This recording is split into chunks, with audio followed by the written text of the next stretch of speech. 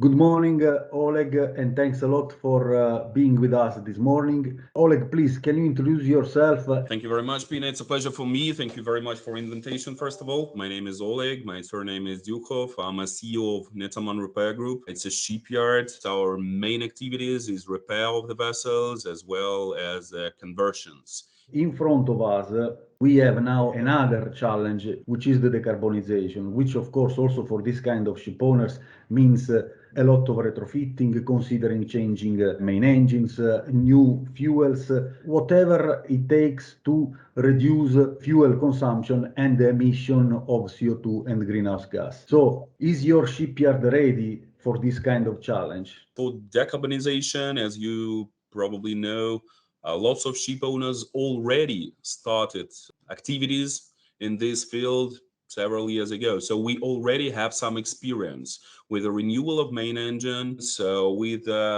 changing of purposes of the tanks, with building of new tanks for a gas instead of gas oil tanks. Yeah, so we already have some experience.